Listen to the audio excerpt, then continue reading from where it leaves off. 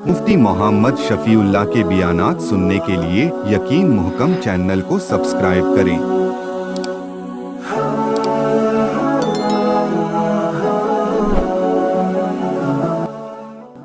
नहमदुहु व नुसल्ली अला रसूलिहिल करीम। अम्मा बअदु फ़अऊज़ु बिल्लाहि मिनश शैतानिर रजीम। बिस्मिल्लाहिर रहमानिर रहीम। वइज़ा क़ील लहुम आमिनू बिमा अंज़लल्लाहु क़ालू नुअमिनु बिमा उन्ज़िला अलैना वयकफ़ुरून बिमा वराअहु वहुवल हक़्क़ु मुसद्दिक़न लिमा मअहुम क़ुल फ़लिम तक़्तुलून अंबिया अल्लाहि मिन क़ब्लु इन कुन्तुम मुअमिनीन। सदक़ल्लाहुल अज़ीम। अल्लाहुम्मा सल्लि अला मुहम्मदिन व अला आलि मुहम्मद कमा सल्लैता अला इब्राहीम व अला आलि इब्राहीम इन्नका हमीदुम मजीद। अल्लाहुम्मा बारिक अला मुहम्मदिन व अला आलि मुहम्मद कमा बारकता अला इब्राहीम व अला आलि इब्राहीम इन्नका हमीदुम मजीद। साबिक़ा दर्स में अल्लाह रब्बुल इज़्ज़त ने बनी इसराइल यानी यहूदियों को इस बात का जवाब इरशाद फरमाया कि तुम्हें क्या तकलीफ़ है कि तुम कहते हो कि हज़रत मोहम्मद रसूलुल्लाह सल्लल्लाहु अलैहि वसल्लम अगर बनु इसराइल में मबऊस होते तो हम उन पर ईमान लाते, ये तो बनु इस्माइल में मबऊस हो गए हैं। तो अल्लाह ने फरमाया अल्लाह जिस पर चाहे अपना फ़ज़ल अता फरमा दे। तुम्हें क्या तकलीफ़ है? तुम्हें तो इनकार करने का जो खुदा का गज़ब मिला, और ये तो दुनिया का मामला है, आखिरत में तो दर्दनाक अजाब से दो चार होंगे। आज की आयत मुबारका में अल्लाह रब्बुल इज़्ज़त ने बनी इसराइल की तखरीब कारियों को, यहूदियों की तखरीब कारियों को ज़िक्र फरमाकर आगे उनके दलाइल को रद्द फरमाया। देखो खुदा का करम देखो कितना है। एक आम बंदा, एक आम इंसान जिसकी खुदा के सामने कोई हैसियत ही नहीं है, वो बंदा अगर ईमान नहीं लाता, अल्लाह रब्बुल इज़्ज़त ज़बरदस्ती नहीं फरमाते, पहाड़ गिरा देते, इसका खाना हज़म ना होता, इसकी टांगें काम ना करती, नेमतें छीन लेते। लेकिन उस अल्लाह ने दलाइल से इन्हें कायल फरमाया कि किसी तरीके से ये अल्लाह के अहकामात को मानकर जन्नत के वारिस बन जाएं। देखें कि अल्लाह रब्बुल इज़्ज़त ने किस कदर दलाइल से कायल फरमाया व इज़ा क़ील लहुम आमिनू, जब उन्हें कहा जाता है आमिनू ईमान लाओ, बिमा अंज़लल्लाह जो अल्लाह ने नाजिल फरमाया, अल्लाह ने कुरान नाजिल फरमाया, इस पर ईमान लाओ। तरीक़ा कार और दस्तूर यही रहा है कि बाद में आने वाली शरीयत, बाद में आने वाली किताब साबका आसमानी किताब की तस्दीक करती थी, और सारे लोग उस साबका आसमानी किताब को मनसूख समझकर इस पर ईमान ले आते थे। मसलन पहले तौरात नाजिल हुई, तौरात के बाद इंजील नाजिल हुई, तो इंजील पर ईमान लाना ज़रूरी था, तौरात को मनसूख समझना ज़रूरी था। इसीलिए हज़रत ईसा अलैहिस्सलाम पर ईमान लाना यहूदियों पर ज़रूरी था। अब यहूदियों को चाहिए था हज़रत ईसा अलैहिस्सलाम पर ईमान लाते, वो कत्ल करने के लिए दौड़े, हज़रत ईसा अलैहिस्सलाम को अल्लाह ने आसमानों पर उठा लिया। अब कुरान जब नाजिल हुआ तो ईसाई और यहूदी दोनों को चाहिए था कि कुरान पर ईमान लाते, जो पुराना दस्तूर चला आ रहा था। अल्लाह ने फरमाया जब इन्हें कहा जाता है कि जो अल्लाह की तरफ से नाजिल किया गया, अल्लाह ने जो नाजिल फरमाया उस पर ईमान लाओ, तो जवाब में ये क्या कहते हैं? कालू कहते हैं नूमिनु, हम तो ईमान ला चुके हैं, हम तो ईमान वाले हैं पहले से, बिमा उन्ज़िला अलैना जो हम पर नाजिल किया गया है, जो हम पर नाजिल किया गया तौरात पर तो हम ईमान रखते हैं, हमारी आसमानी किताब है। वयकफुरून बिमा वरा, और इनकार करते हैं बिमा वरा, इसके अलावा का, इसके अलावा का हम इनकार करते हैं। हमारे पास आसमानी किताब है, हम उस पर ईमान रखते हैं, वही हमारी किताब है, हमारा ईमान उसी पर है। अल्लाह रब्बुल इज़्ज़त ने एक तहकीकी जवाब इरशाद फरमाया, फिर उसके बाद इल्ज़ामी जवाब इरशाद फरमाया इस बात का कि हम तो भाई ईमान वाले हैं। تحقیقی جواب یہ ہے کہ ایک بات کو ماننے سے دوسری بات ثابت ہو جائے، ایک بات کو نہ ماننے سے دوسری بات کا انکار ہو جائے۔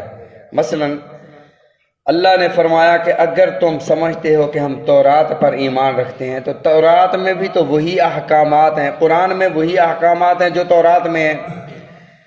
فرمایا وَهُوَ الْحَقُّ مُصَدِّقًا لِمَا مَعَهُمْ، اور یہ قرآن حق ہے، تصدیق کرنے والا ہے، لما معہم، جو ان کے پاس ہے، ان کے پاس تھی تورات کی قرآن تصدیق کرنے والا ہے۔ اب قرآن میں وہی احکامات ہیں جو تورات میں ہیں، اگر خدا نہ خواستہ تمہارے نزدیک قرآن غلط ہے تو قرآن میں بھی وہی احکامات ہیں جو تورات میں، معلوم ہوا تم تورات کا انکار کر رہے ہو۔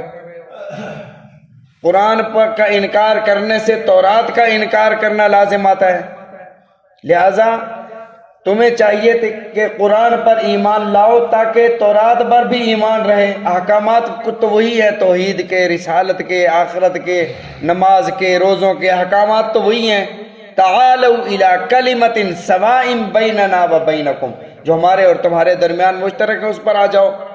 تو فرمایا یہاں تک تو تھا، یہ جو ابھی میں نے عرض کیا یہ تحقیقی جواب تھا کہ بھئی تورات پر ایمان رکھتے ہو تو قرآن پر ایمان لانا پڑے گا، اگر قرآن پر ایمان نہیں لاتے ہو اس کا مطلب یہ ہے کہ تم یہ کہہ رہے ہو کہ تورات کے احکامات صحیح نہیں ہیں، قرآن کو جو صحیح نہیں کہتے ہو تو وہی احکامات ہیں۔ الزامی جواب کا مطلب یہ ہے کہ اعتراض کرنے والا کا منہ بند ہو جائے۔ مثلا ایک سکھ کہہ رہا تھا کہ ہم جی فطرت پر چل رہے ہیں، مسلمان فطرت پر نہیں چلتے۔ ہم فطرت پر کیسے چلتے ہیں؟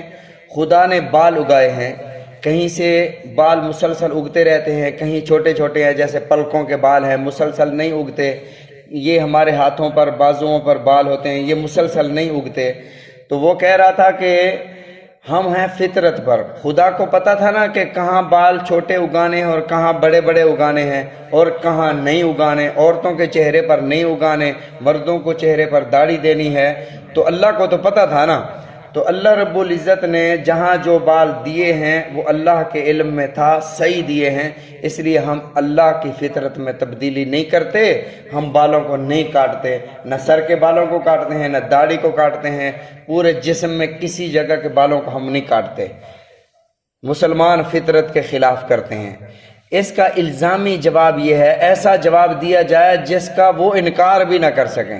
اچھا ٹھیک ہے بھی فطرت میں تبدیلی نہیں کرنی چاہیے، جیسے خدا نے پیدا فرمایا ویسے ہونا چاہیے۔ پھر ہمارا سوال یہ ہے کہ پیدائشی دانت بھی تو نہیں تھے، پھر دانتوں کو توڑ دینا چاہیے کہ پیدائشی فطرتی طور پر دانت نہیں تھے۔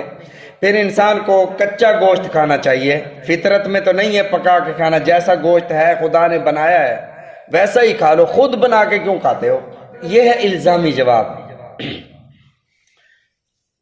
اسی طرح اگر کوئی کہے کہ خدا نے تو ہمیں ننگا پیدا کیا تھا نا، کپڑے تو نہیں تھے، تو اگر ہم آج کل جس طرح یہ میرا جسم میری مرضی، میرا جسم ہے، خدا نے ننگا پیدا کیا، ہم ننگے اگر رہتے ہیں تو مولویوں کو یا کسی اور کو کیوں اعتراض ہے؟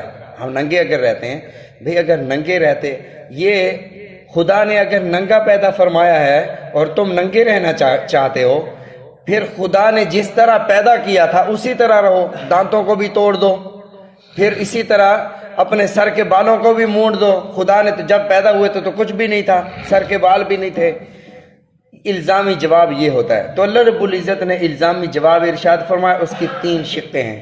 پہلی شق اللہ نے فرمایا قل، تم کہتے ہو نا ہم تورات پر ایمان رکھتے ہیں، اور تورات پر ایمان یہ ہے، اے میرے محبوب آپ ان کو فرما دیں، فَلِمَ تَقْتُلُونَ أَنْبِيَاءَ اللَّهِ مِنْ قَبْلُ، اگر تمہارا ایمان تورات پر ہے تو انبیاء کو تم نے، خدا کے نبیوں کو تم نے کیوں قتل کیا؟ یہ تورات پر ایمان ہوتا ہے۔ وَهُوَ الْحَقُّ، فرمایا من قبل ان کنتم مؤمنین، اگر تم مومن ہو، اگر تم تورات پر ایمان لانے والے ہو، پھر انبیاء کو تم نے کیوں قتل کیا؟ پہلی شق۔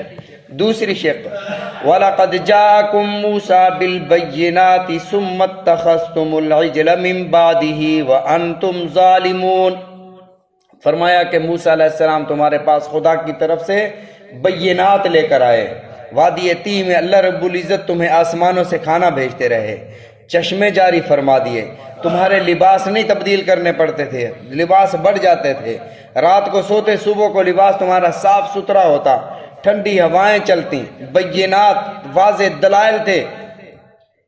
فرمایا کہ ان واضح دلائل کے بعد تم نے کیا کیا؟ اتخذتم العجل من بعدہ، اس کے بعد تم نے ایک بچڑے کو معبود بنا لیا۔ او ظالمو وانتم ظالمون، اور تم ظالم ہو۔ ظالمو، یہ تورات پر ایمان ہے کہ تم نے ایک بچڑے کو معبود بنا لیا؟ کیا یہ تورات میں لکھا ہوا ہے؟ ہم اگر کہتے ہیں کہ قرآن پر ایمان لاؤ، نہیں جی تورات پر ہم ایمان لا چکے ہیں، تو تورات پر ایمان یہ ہے کہ تم نے بچڑے کو معبود بنا لیا جو سامری نے بنایا تھا۔ اس کی تفصیلات میں نے پہلے عرض کر دی تھی کہ سامری کون تھا اور کیسے اس نے بچڑا بنایا تھا، وہ بچڑا کیسے آوازیں نکالتا تھا، وہ ساری بات ہم نے کر دی تھی۔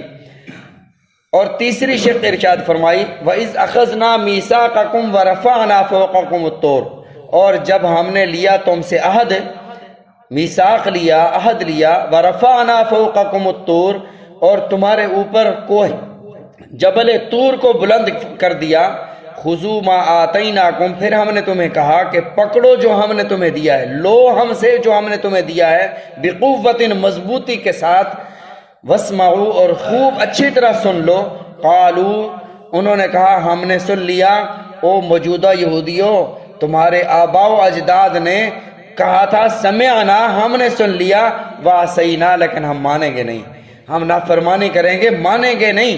وَأُشْرِبُوا فِي قُلُوبِهِمُ الْعِجْلَ، ان کے دلوں میں بچڑے کی محبت پلا دی گئی سامری کی جانب سے، بِكُفْرِهِمْ، ان کے کفر کی کے بسبب۔